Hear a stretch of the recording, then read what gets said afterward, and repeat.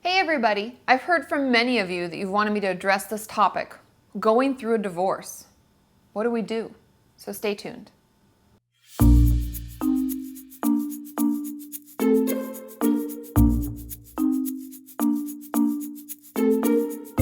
So like I said, today we're going to talk about divorce. Many of you have expressed to me that your parents are going through divorce and it's really, really horrible and we don't know what to do. Now, obviously, at the very beginning stages, we're going to feel like we're in crisis because usually what I find is that parents sit down their kids at some point, usually in the evening after, the end of a day, and they say, we have something to tell you, your dad and I are getting a divorce or whatever. And it feels horrible. And we don't know what's going on. We pretty much freak out because they usually don't give us enough information about why this happened or what's going to happen. And usually they don't even know yet. They just want to tell us that things are going to change. And that can be really scary.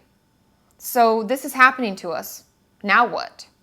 The number one thing we can do is talk about it. I know it's hard. I know it's shitty.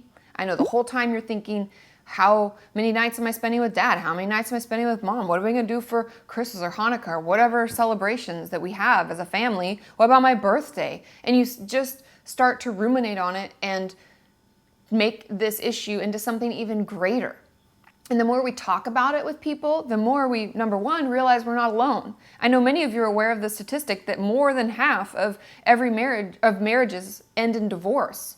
So this means that there are many other people around you who've gone through this or are going through it at the same time. So I would encourage you to find a therapist. If you can get into family therapy, if that's something that your family is trying to put together, as much as you may not want to, please be in support of it. It can be so helpful. You can find a school counselor to talk to because in my experience, the reason that it becomes so terrible for us is the unknown. All those questions I mentioned before, what am I going to do? How many nights here? All of that stuff is what makes it really hard. Now, after seeking help, the second thing we can do is give ourselves time to grieve. Now, I know you're thinking, Katie, nobody died. Why am I grieving? But in a family, even in a relationship, we have to grieve the loss of that relationship and that family unit. Oftentimes, without even realizing it, in any normal family or relationship, we have a dream of the future.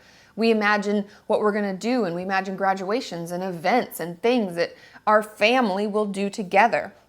And the loss of that dream is something we have to grieve.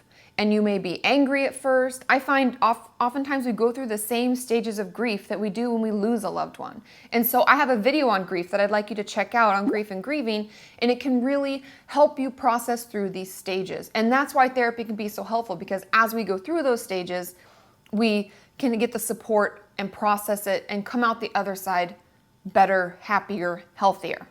Okay? So now we've sought help. We've allowed ourselves to grieve, and where do we go from there, right? And the final thing is learning to enjoy our two separate families now. I know that sounds horribly unattainable right now, and it seems overwhelming, but know that you can enjoy your parents separately. I'm sure many of you used to do things with one parent or another. Like I used to go hunting with my dad, and then I would garden with my mom. So I'd have two separate things that I would do with them anyways. So I would encourage you to enjoy your relationships with your parents separately and appreciate them for who they are, because we're all human, right? We all make mistakes. I would just encourage you to cultivate those relationships and keep relationships with both parents. Don't let one parent talk against the other parent or vice versa. This is your relationships with them. That's what's important. And I want you to have a healthy relationship with each of them, regardless of what their relationship is. Does that make sense? Because oftentimes children get pulled into the relationship that the parents have, and that's not your place. Your place is to have a relationship with your parents separately. Take the time to spend time with each parent. And it will take a long time for you to heal from this, but trust me, in the long run, you will be okay. Like I said, we're not alone in this. This happens to a lot of children, and it's something that we can all overcome together. Now, if any of you have gone through this, leave us your comments below. Let us know what's worked for you and how family therapy went, or how individual therapy went, or tools and tricks that have helped you get through it, because we're going to work together towards a healthy mind and a healthy body.